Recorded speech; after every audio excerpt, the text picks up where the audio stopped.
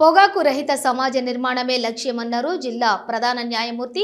ప్రపంచ పొగాకు వ్యతిరేక దినోత్సవాన్ని పురస్కరించుకుని పెద్దపల్లి జిల్లా కేంద్రంలోని కోర్టు ఆవరణలో నిర్వహించిన న్యాయ విజ్ఞాన సదస్సులో పెద్దపల్లి సెషన్ కోర్టు న్యాయమూర్తి శ్రీనివాసరావు మాట్లాడుతూ పొగాకు వినియోగంతో ఎదురయ్యే దుష్పరిణామాలపై విస్తృతంగా ప్రచారం చేయాలని తెలిపారు.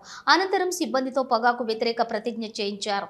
ఈ కార్యక్రమంలోని జూనియర్ సివిల్ కోర్టు న్యాయమూర్తి మంజుల, కోర్టు పరిపాలనా అధికారులు పాల్గొన్నారు.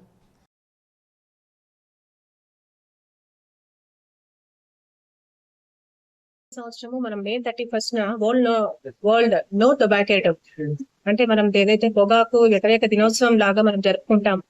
దాని యొక్క ముఖ్య ఉద్దేశం ఏంటంటే ఇప్పుడు ఈ రోజులలో గానీ మనకి పూర్వకాలం నుంచి గానీ అందరూ ఈ పొగాకు ఉత్పత్తులతోటి వాళ్ళ యొక్క హెల్త్ ని స్పాయిల్ చేసుకుంటున్నారు. ప్రెసెంట్ డేస్ లలో యూత్ అంతా కూడా దానికి చాలా అడిక్ట్ అవుతున్నారు. అలా వాళ్ళంటే ఇక నుంచి అయినా వాళ్ళు అట్లాంటి అడిక్ట్ అంటే వాళ్ళ యొక్క ఉంటే మాత్రం వాళ్ళకి ఏదైనా హ్యాబిట్స్ ఉంటే మాత్రం అది చేంజ్ చేసుకోవాలి. ఈ రోజు మనం అంటే హానరబుల్ హైకోర్టు వాళ్ళ యొక్క డైరెక్షన్స్ కొద్దీ మనం ఇప్పుడు హానరబుల్ రెడీ చేశారు. అందరం కూడా ఇక్కడ దాని మీద అంటే అందరూ కూడా యూత్ అంటే మా ఇక్కడ కోర్టులో మా స్టాఫ్ అందరం కలిసి మేము ఒక ఫ్లెక్స్ తీసుకుంటున్నాము.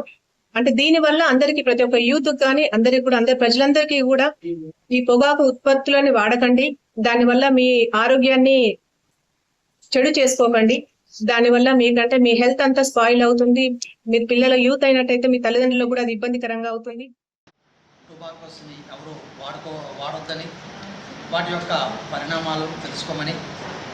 ఎందుకంటే మనకందరూ తెలుసు టొబాకో వాడకం వల్ల మరి అటు క్యాన్సర్స్ కానీ, గొంతు క్యాన్సర్స్, ఇలాగ రకరకాల జబ్బులు, అలాగే లంగ్స్ క్యాన్సర్స్ కానీ ఆ జబ్బులు రావడం జరుగుతుంది. కాబట్టి వాటి నుండి యూత్ కానీ ఇంకెవరైనా సరే స్టాఫ్ కానీ దూరంగా ఉన్నట్లయితే మంచి ఆరోగ్యంతో ఉండగలుగుతారు.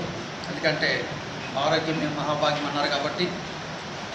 సో ఈ టొబాకో లేక వాటి తాలూకు ప్రోడక్ట్స్ అవి చూయింగ్ టొబాకో కానీ, సిగరెట్లు కానీ, లేకపోతే ఎలక్ట్రానిక్ సిగరెట్స్ కానీ, హుక్కాస్ కానీ, అలాగే నికోటిన్ పౌచెస్ కానీ, షీషా కానీ, ఇంకా టొబాకో తాలూకు ప్రోడక్ట్స్ ఏ వచ్చినా సరే వాటన్నింటినీ దూరంగా ఉండమని